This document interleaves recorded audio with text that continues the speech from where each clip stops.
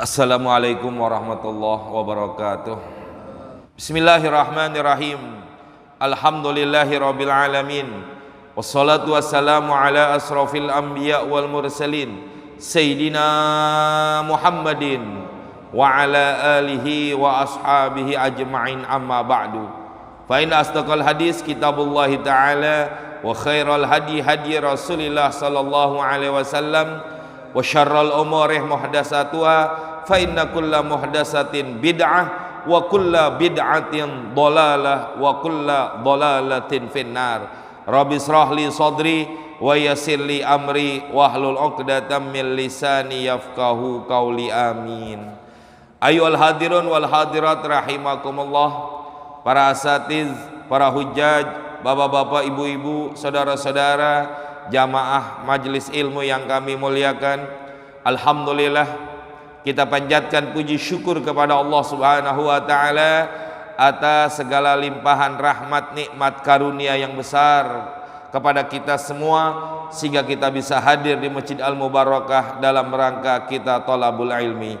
Besar harapan mudah-mudahan Allah tambahkan nikmat kita, Allah jadikan kita hamba yang selalu bersyukur, Allah bimbing hidup kita dengan hidayah dan taufiknya, amin ya rabbal alamin. Mari kita lanjutkan pengajian kita di bab akhir daripada rukun-rukun salat, yang kemarin adalah tentang membaca salawat, bahwa membaca salawat di luar salat adalah tidak wajib, ya. Membaca salawat di luar salat adalah tidak wajib atau tidak termasuk rukun. Bismillahirrahmanirrahim. Qultu fi da'wal ijma'i nadhrun fa fil mas'alati aqwalun minhum man aujabaha fil umri marratan wa minhum man aujabaha fi kulli majlisin marratan wa minhum man aujabaha kullama dzukira wahtarahul hulaimiyyu min ashabina wa minhum man aujabaha fi awwali kulli du'ain wa fi akhirih. Qultu, saya berkata, kata pengarang kitab, fi da'wal ijma'i, di dalam dakwah pengakuan tentang ijma'nya para ulama tentang kewajiban selawat di luar sholat, nadhrun, ada beberapa pandangan.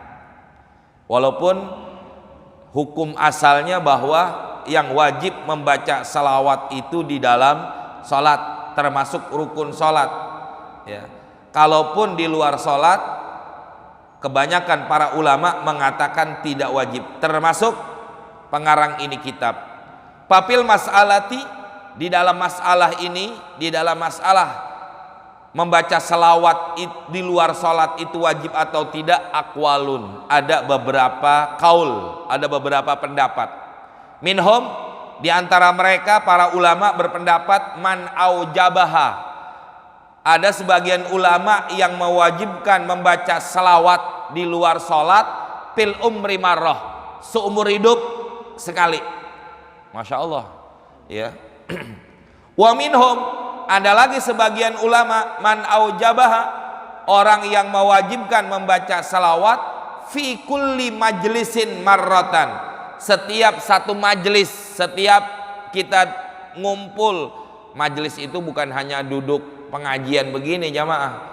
Setiap kita ngumpul, setiap kita duduk, setiap kita meriung, marrotan, sekali, ya.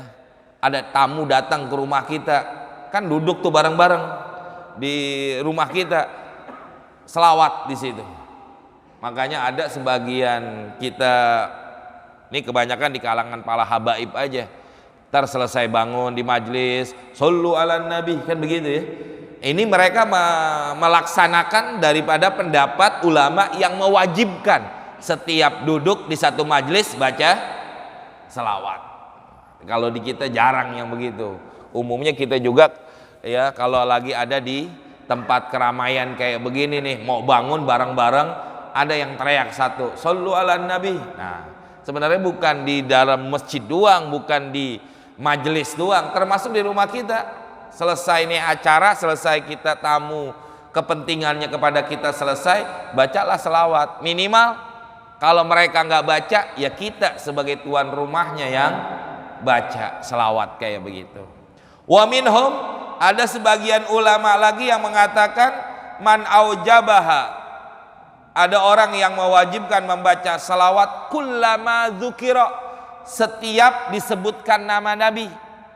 Ya, ada yang mewajibkan. Jadi setiap disebut nama Nabi selawat, setiap dibawa nyebut nama Nabi selawat. Berarti kalau orang yang mewajibkan seperti ini, maka manakala disebutkan nama Nabi dia tidak berselawat, dosa. Tapi menurut mazhab kita yang kebanyakan adalah hukumnya cuma sunnah aja membaca selawat kepada Nabi.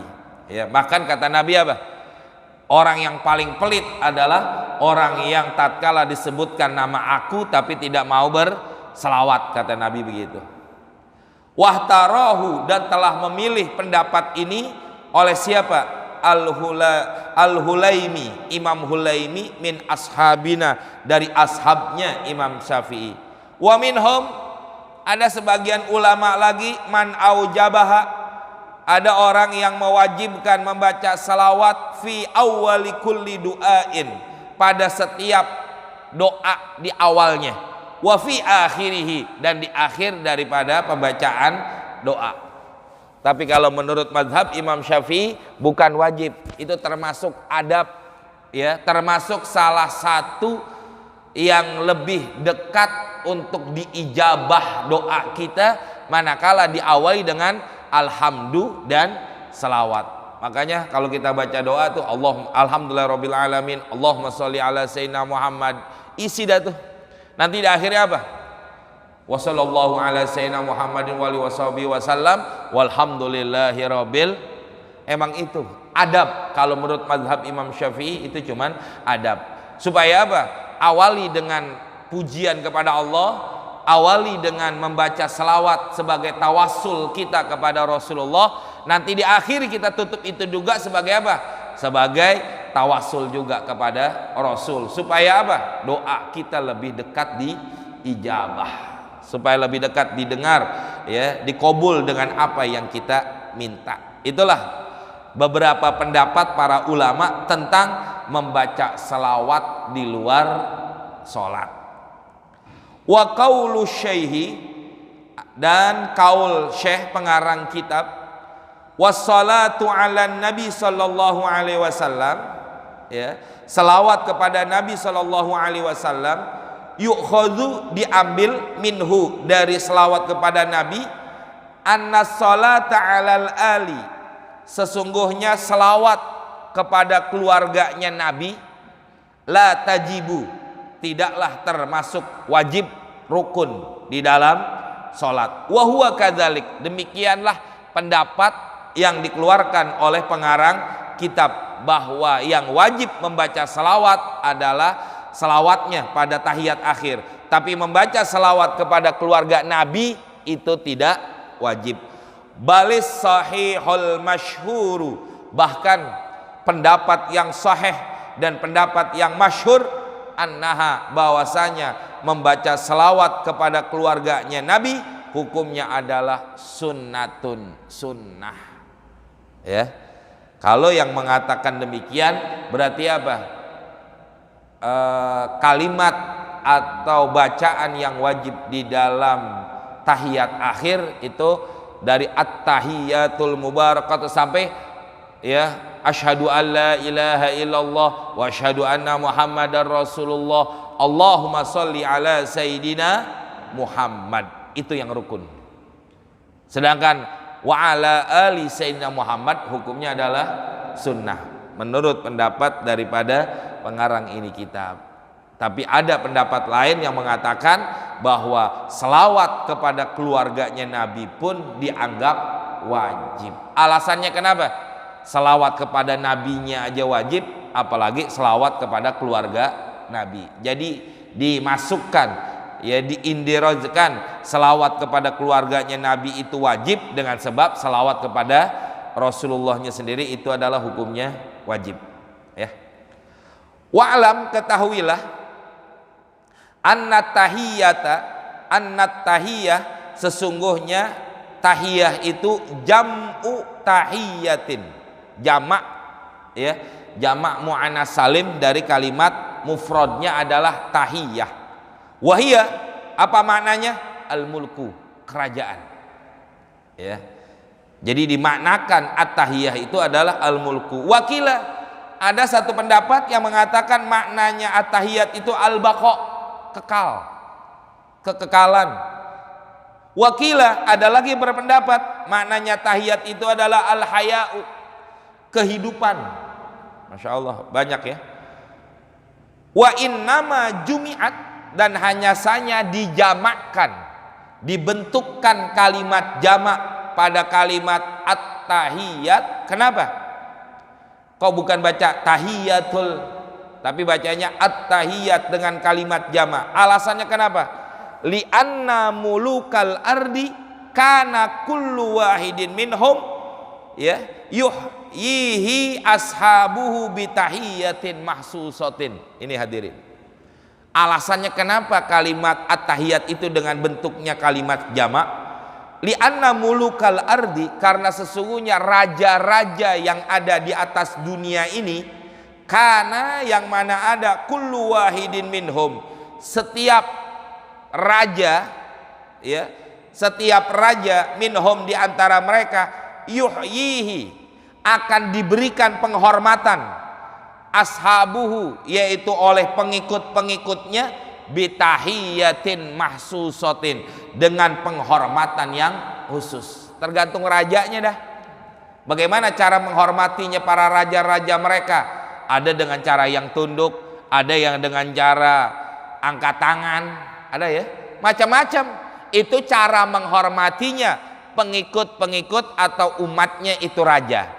Nah, kita sebagai umatnya Allah Subhanahu wa taala, tahiyahnya, penghormatannya kepada Allah dengan cara apa? Itu tadi, membaca at-tahiyat. Makanya semua kumpulan-kumpulan dari berbagai macam penghormatan-penghormatan itu yang dilakukan oleh umat kepada rajanya, itu dikumpulkan di dalam tahiyat. Dan makanya kenapa kalimatnya pakai kalimat jamak? Itu maksudnya, ya, supaya apa? Penghormatan yang terakhir adanya hanya kepada Allah Subhanahu wa taala, bukan kepada manusia. Ya. Bukan kepada manusia. Karena penghormatan kepada manusia itu ada batasnya. Makanya jamaah, kalau kita lihat kalimatnya di dalam Al-Qur'an, atiullah wa atiur rasul. Terus kalimat berikutnya apa? Wa ulil amri. Pada Al-Quran aja Allah sudah memberikan isyarat. Atiullah, kalimat atinya itu, taatnya itu pada dua kalimat, pada dua perintah. Atiullah, taatlah kau kepada Allah. Wa atiur rasul, taatlah kepada rasul. Tapi pada kalimat ulil amri, kepada pemimpin, nggak pakai taat. Kalau Allah pasti memerintahkan yang baik, Rasulullah pasti memerintahkan yang baik, tapi ulil amri belum tentu. Yang wajib ditaati ulil amri yang bagaimana? Atiullah wa atiur rasul. Ulil amri, pejabat yang taat kepada Allah, pejabat yang taat kepada Rasulnya. Itu yang baru wajib ditaati. Kenapa pada kalimat itu tidak dikalimati ati uli amri? Di situ jamaah. Ya. Jadi penghormatannya, ya penghormatan sebatas penghormatan manusia kepada itu raja, kepada itu pejabat, kepada itu pemimpin. Makanya beda-beda. Dari sekian banyak cara penghormatan manusia kepada para pejabat mereka, pemimpin mereka, dikumpulkan oleh Allah cara penghormatan kita kepada Allah, maka dikalimatkan dengan kalimat jamak. Ini maksudnya hadirin. Jadi nggak ada kita menghormati kepada sama manusia, tapi kita menghormati manusia itu karena taatnya dia kepada Allah, bukan karena jabatan, bukan karena pangkat, bukan karena kedudukan, bukan karena harta, tapi karena Allah Subhanahu wa ta'ala. Itulah yang dimaksud dengan kalimat at-tahiyat. Masya Allah ya, sampai ke situ ulama menerangkan kepada kita bahwa tidak ada tunduk patuhnya kecuali hanya kepada Allah. Tapi berat kalau kita sekarang begitu jamaah ya, macam-macam sulit ya, ada lagi yang berbagai macam nanti. Pakila ada satu pendapat jami'u tahiyyatihim, semua penghormatan para raja lelah hanya milik Allah. Maka lebih dahuluilah penghormatan kita kepada Allah dibandingkan penghormatan kepada makhluk. Ya, nggak ada segala sesuatunya penghormatan itu kita lebih dahulukan makhluk dibandingkan dengan Allah. Harusnya apa? Penghormatan kita, tunduk taatnya kita hanya kepada Allah dan kepada Rasulnya dahulu. Di akhir baru kepada ulil amri. Tapi ulil amri yang bagaimana? Yang kita hormati, yang taat kepada Allah, yang taat kepada Rasulnya.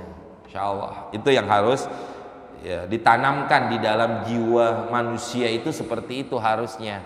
Kenapa? Karena ya, kita taat kepada Allah karena Allah yang menciptakan kita. Kita taat kepada Rasul karena ya apa, nyambung tangan daripada perintah Allah adalah Rasulullah. Ya.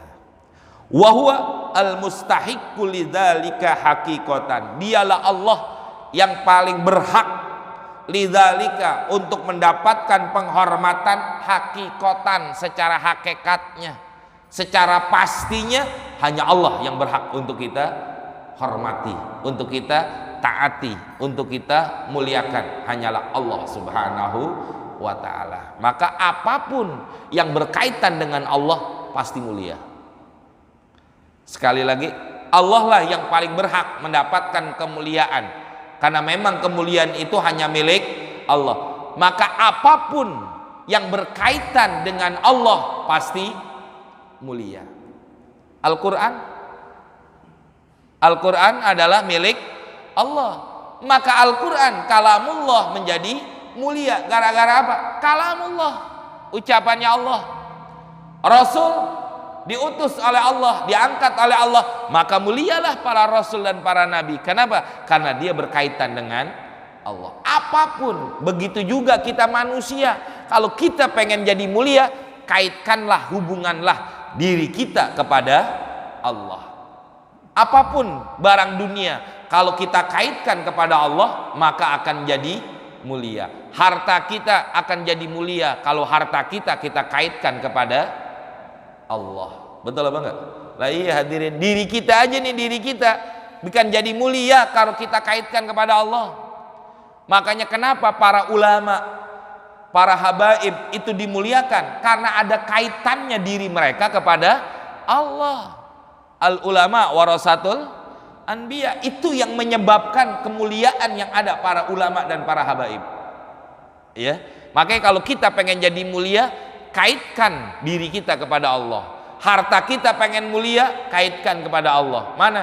Taruh di masjid buat nyumbang pembangunan masjid, pembangunan musola, acara-acara di masjid, itu namanya kita kaitkan harta kita kepada Allah. Begitu juga jabatan, pangkat, kedudukan akan jadi mulia kalau semuanya dikaitkan kepada Allah.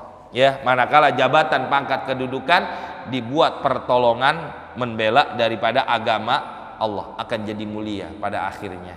Tapi sebaliknya, orang yang tidak mengkaitkan kepada Allah maka akan jadi hina, akan jadi tidak ada apa-apanya.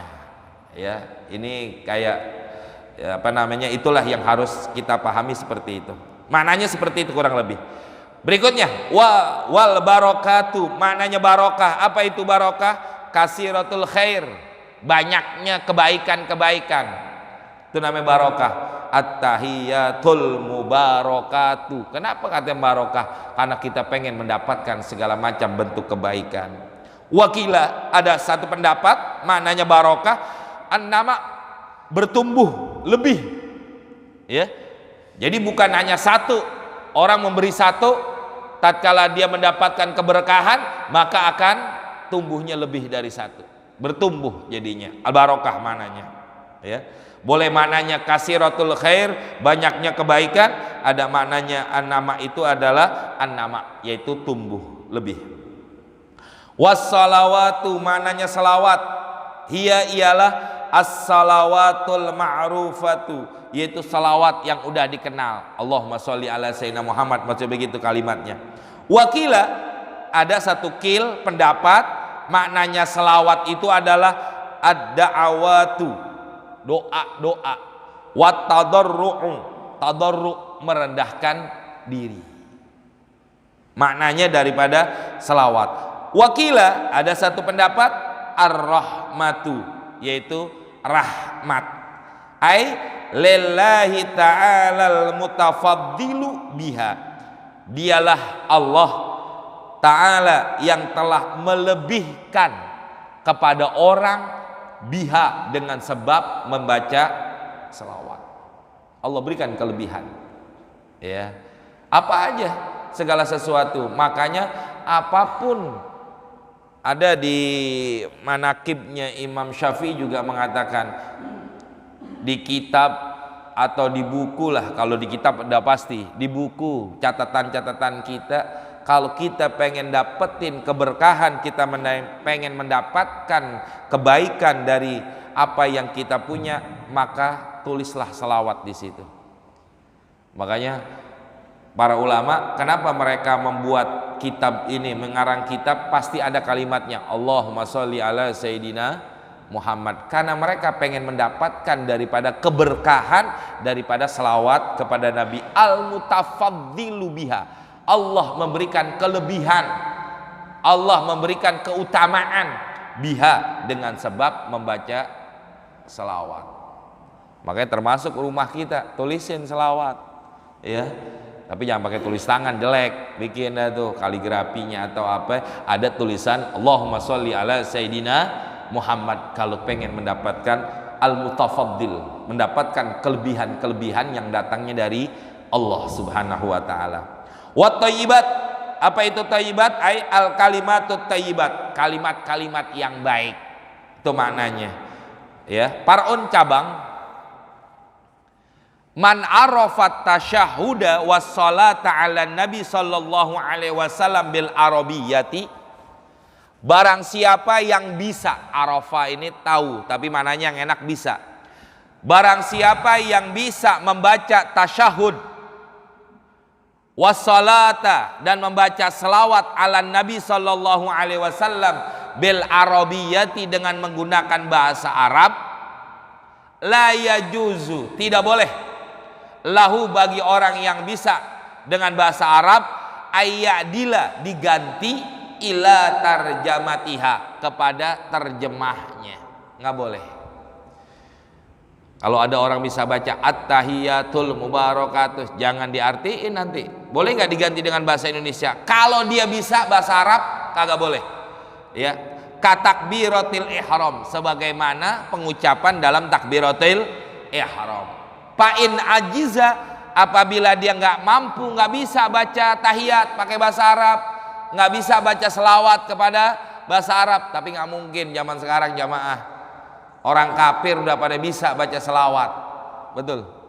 Tuh ada pejabat yang orang kafir, assalamualaikumnya cakep banget, pakai assalamualaikum, pakai alhamdulillah lagi, ada ya? Nggak saya sebutin dah, pada tahu mungkin kalau punya TV dengerin tuh, dia tuh ngucapin assalamualaikum warahmatullahi wabarakatuh, alhamdulillah, ya Allah. Saya lihat orang kafir yang baca, ya, malah orang Islamnya aja kadang-kadang keder, cara baca selawatnya kagak bisa, ya, dan lain sebagainya, ngakunya orang Islam tapi baca selawat keder kemana-mana. Tuh, kalau bisa baca selawat pakai bahasa Arab, kagak boleh, diganti dengan bahasa Indonesia. Fa'in ajiza, apabila dia nggak mampu, nggak bisa, tarjamaha, boleh dengan baca terjemahnya, baru boleh. Kalau kagak bisa, tapi kalau bisa lebih baik pakai bahasa Arab, begitu. Ya. Berikutnya lagi, qala, pengarang kitab mengatakan, daripada rukun sholat yang terakhir ini udah, wa taslimatul ula, membaca salam yang pertama. bukan nengoknya ya. At-taslimatul ula, membaca salamnya yang pertama. Karena membaca salam yang kedua hukumnya sunnah. Kalau ada orang assalamualaikum warahmatullah, nggak baca salam yang kedua, sah. Kenapa? Karena dia ngambil rukunnya doang. Salam yang kedua itu hukumnya sunnah. Tapi nanti at-tartibu ala hadil ahkam, begitu. Walaupun salam yang kedua ini sunnah, ya, walaupun salam yang kedua ini sunnah, kalau kita ingin melakukan salam yang kedua, sekali lagi, kalau kita ingin melakukan salam yang kedua, sebelum melakukan salam yang kedua, melakukan hal-hal yang membatalkan sholat, maka batal sholatnya. Contoh, ada orang nih pengen salam 2 kali, kan yang wajib itu sekali. Assalamualaikum warahmatullah, kentut. Habis itu baru salam yang kedua, batal sholatnya. Atau assalamualaikum warahmatullah, ininya nih dadanya udah tidak ngadep kiblat, udah berbalik begini, batal sholatnya. Kenapa? Karena dia pengen salam yang kedua. Tapi kalau dia tidak niatin salam yang kedua, saya salamnya sekali aja, assalamualaikum warahmatullah, begini badannya, batal? Enggak. Kenapa? Karena dia sudah selesai melaksanakan sholat. Paham Pak Bu ya? Itu yatarotab ala hadil ahkam, yang tersusun daripada hukum. Kalau yang dikatakan salam yang kedua ini sunnah, tapi menentukan itu sah apa tidaknya, batal atau tidaknya, ya. Wa niyatul khuruji minas salat, yang terakhir adalah niat keluar dari salat. Min arkanis salati, di antara rukun-rukun salat at-taslimu, membaca salam. Liqaulihi sallallahu alaihi wasallam, dan ini termasuk rukun kauli. Rukun kauli yang terakhir. Rukun kauli itu ada 5. Takbiratul ihram, Fatihah, apa lagi? Tahiyat, salawat, dan salam. Ada 5 rukun kauli. Ya, salah satunya ini, yaitu baca salam. Mana dasar dalilnya yang dikatakan salam itu adalah rukun dalam salat? Karena hadis Nabi, tahrimuha at-takbir. Tahrimnya sholat dengan diawali dengan takbir. Wa tahliluha, halalnya kembali itu sholat at-taslim, dengan mengucapkan salam. Jadi apa yang tadi kagak boleh dengan sebab takbiratul ihram, dengan mengucapkan salam jadi boleh lagi, habis keharamannya. Itu maksudnya. Wa yajibu, maka wajib iqa'ut taslimatil ula, terjadinya pembacaan salam yang pertama fi halil qu'udi, pada waktu orang yang sholat itu dalam keadaan duduk. Karena di antara rukun rukun membaca salam itu dalam keadaan duduk. Orang yang sholatnya seperti itu. Kalau orang yang sholatnya berbaring, ya dalam keadaan berbaring, ya. Summa, kemudian, aqalluhu, ini jamaah, paling sedikitnya ngucapin salam, assalamualaikum, itu yang wajib, ya. Assalamualaikum. Adapun warahmatullahi wabarakatuh atau assalamualaikum warahmatullah itunya hukumnya sunnah, ya. Ada yang mengatakan kalau sholat jenazah pakai wabarakatuh, itu perkara sunnah. Yang wajibnya di dalam mengucapkan salam sampai assalamualaikum. Makanya di kitab apa saya pernah baca, kalau nggak salah dalam kitabnya Imam Ghazali, Ihya Ulumuddin, itu dianjurkan waktu ngucapin assalamualaikum warahmatullah. Jadi ngucapin assalamualaikumnya itu dalam rukun sholatnya masih ngadep kiblat. Assalamualaikum warahmatullah, assalamualaikum warahmatullah, begitu. Ada orang yang assalamualaikum warahmatullah.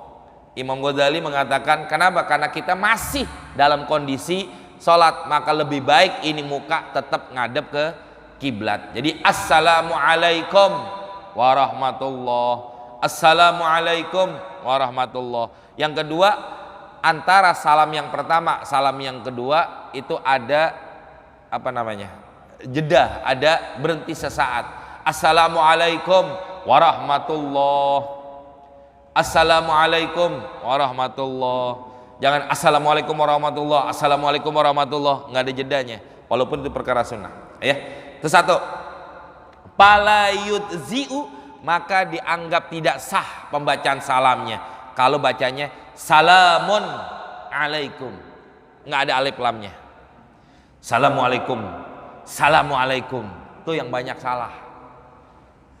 Assalamualaikum warahmatullah, assalamualaikum mana alif lamnya? Nggak ada, nggak sah, kagak sah salamnya, berarti sholatnya tidak sah. Nah itu hadirin ya. Wala, tidak boleh salami alaikum, salami alaikum, salami, ada kan salamun, ini salami. Wala, dan tidak boleh salamullah alaikum, itu juga nggak boleh, tapi nggak ada lah. Wala juga nggak boleh assalamu alaihim, diganti, harusnya alaikum, ini alaihim juga kagak boleh ya. Jadi benar gimana? Assalamu alaikum, itu yang benar begitu doang udah ya, jangan dirobah-robah, jangan dikurangin hurufnya. Salamun alaikum, nggak ada alif lamnya, kagak sah juga demikian ya. Qala Nawawi, Imam Nawawi berkata, li'annal ahadisa, sesungguhnya hadis-hadis qad sahhat, ya sungguh telah mensahkan, bi annau, bahwasanya Nabi sallallahu alaihi wasallam kana yaqulu, Nabi sendiri kalau salat assalamu alaikum, walam yankul anhu khilafuh, dan Nabi tidak menukil dari apa yang Nabi sallallahu alaihi wasallam khilafuh, yang berbeda dengan apa yang diucapkan oleh Nabi. Nabi sendiri kalau baca salam ngucapinnya assalamu alaikum, begitu. Jangan kita ganti dengan berbagai macam. Ini banyak di kita jamaah salamuan ya, assalamualaikum, assalamualaikum, mana alif lamnya? Kurang nggak? Kurang. Assalamualaikum, assalamualaikum, harusnya assalamualaikum, assalamualaikum ya. Jangan assalamualaikum, assalamualaikum, karena ini termasuk rukun kauli. Ingetin, kalau rukun kauli itu syaratnya harus sesuai dengan tulisannya. Yang kedua, terucap, jangan dibaca dalam hati. Kita sendiri aja yang ngelakuin kagak denger, apalagi orang lain. Itu rukun kauli, syaratnya ayyasma'a nafsah, minimal kita denger. Assalamualaikum warahmatullahi wabarakatuh, pelan aja udah, jangan dalam hati. Baca tapi dalam hati. Baca assalamualaikum dalam hati, agak sah, nggak memenuhi syarat di dalam pelaksanaan rukun kauli. Ayyasma'a nafsah, begitu maksudnya. Falau qala syai'an min dzalika muta'ammidan batalat salatuh. Kalau seandainya dia ada orang berkata yang sebagaimana tadi di atas diterangkan, muta'ammidan, sengaja, batalat salatuh, batal salatnya. Illa qauluhu, kecuali ucapan salamun alaihim li'annau du'aun la kalamun, itu kalimat doa bukan kalimat biasa ya. Wa hal yajuzu salamu alaikum bitanwin, wallahu alam bissawab ya. Nanti kita lanjut lagi sampai sini aja biar enak berhentinya ya. Dikit lagi tanggung nih tentang masalah rukun salat, wallahu alam bissawab. Cukup ya.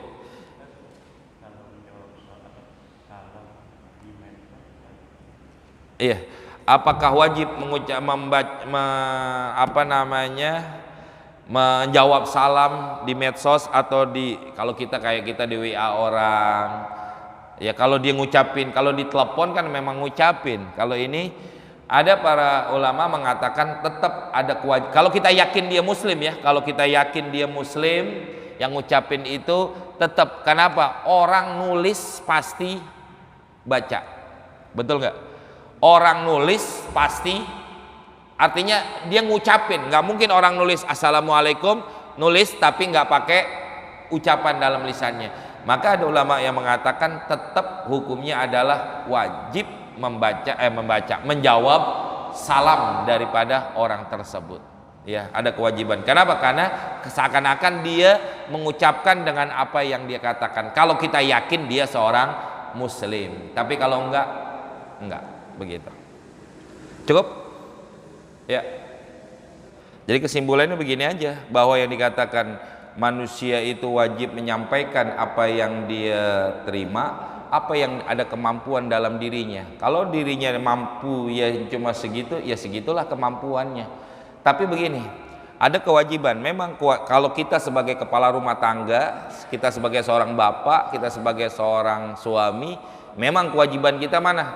Istri kita ajarin, anak kita ajarkan. Kalau kita punya kemampuan, kan begitu. Tapi kalau kita nggak punya kemampuan gimana? Kayak tadi dibilang, bisa, cuman untuk menyampaikan kepada orang lain itu sulit. Kenapa? Karena memang nggak semuanya orang mampu untuk menyampaikan dari apa yang dia kita paham nih, tapi bagaimana cara memberikan kepahaman kepada orang kita nggak bisa. Kewajiban kita suruh istrinya ngaji. Kita nggak mampu ngajarin, panggilin guru untuk ngajarin mereka, kan begitu harusnya. Kita nggak bisa ngajarin anak, panggilin guru buat ngajarin anak. Yah, kagak mampu saya manggil guru ke rumah. Biayanya berapa duit? Umpama begitu ya. Kan besar, mahal. Wajiban seorang suami atau kewajiban seorang bapak memerintahkan mereka buat belajar. Artinya datang ke majelis taklim, datang belajar ke masjid. Perintahkan kewajiban itu. Kalau enggak, dosa kita. Kita cuma mampunya segini, tapi nggak bisa memberikan kepahaman yang lebih. Kewajiban manggilin guru, nggak mampu manggilin guru, perintahkan mereka buat datang ke majelis taklim. Buat apa? Membebaskan kewajiban kita kepada Allah. Ya seperti itulah kewajibannya. Artinya apa? Ya nggak semuanya, memang otak kita semuanya manusia beda-beda, nggak semuanya sama. Nyerapnya ilmu juga beda-beda. Kenapa? Tergantung. Nanti kalau kita belajar ta'lim baru ketahuan tuh sebesar apa takzim kita kepada ilmu, dan orang yang punya ilmu sebesar itu pula lah ilmu yang kita serap. Semakin takzim memuliakannya itu ilmu, maka semakin mulia, semakin banyak kita mendapatkan daripada ilmu tersebut. Kurang lebih begitu ya. Mudah-mudahan ada manfaatnya. Mari kita tutup dengan baca Fatihah. Mudah-mudahan hadirin ya, dengan keberkahan Fatihah kita selalu dalam lindungan Allah Subhanahu wa taala. Begitu juga keluarga kita dijauhkan daripada musibah, bala, penyakit, virus yang ada. Mudah-mudahan Allah hilangkan dan Allah jauhkan. Dan mudah-mudahan keluarga kita, jamaah kita yang dalam keadaan kurang sehat, Allah angkat penyakit mereka, Allah sehatin badannya sehingga bisa ibadah kepada Allah. Orang tua kita, guru-guru kita, keluarga kita, wabil khusus orang-orang yang berjasa dengan Masjid Al-Mubarakah yang telah meninggal dunia, mudah-mudahan dijadikan kubur mereka radhah min riyadil jannah. Dan kita doakan para ulama kita, para habaib kita selalu dalam lindungan Allah Subhanahu wa taala. Allah jauhkan mereka daripada fitnah, Allah jauhkan mereka daripada ujian, sehingga mereka bisa selalu mengajarkan ilmu-ilmu mereka kepada kita semua. Bihadiniya wa ila hadratin Nabi Al-Fatihah. A'udzu billahi minasyaitonir rajim. Bismillahirrahmanirrahim. Alhamdulillahirabbil alamin arrahmanir rahim maliki yaumiddin. Iyyaka na'budu wa iyyaka nasta'in. Ihdinas siratal mustaqim. Shiratal ladzina an'amta 'alaihim ghairil maghdubi 'alaihim waladdallin. Amin. Bismillahirrahmanirrahim. Alhamdulillahirabbil alamin. Allahumma shalli ala sayidina Muhammad wa ala ali sayidina Muhammad. Allahumma hab lana ya wahhab ilman wa hikmah wa li rizqi ya razzaq kun lana musahila wa bil khairi ya faftah lana wa bil ilmi ya alim kun lana mufaddila. Rabbana atina fid dunya hasanah wa fil akhirati hasanah wa qina adzabannar. Wa sallallahu ala sayyidina Muhammadin wa alihi washabihi wasallam. Walhamdulillahi rabbil alamin. Assalamualaikum warahmatullahi wabarakatuh.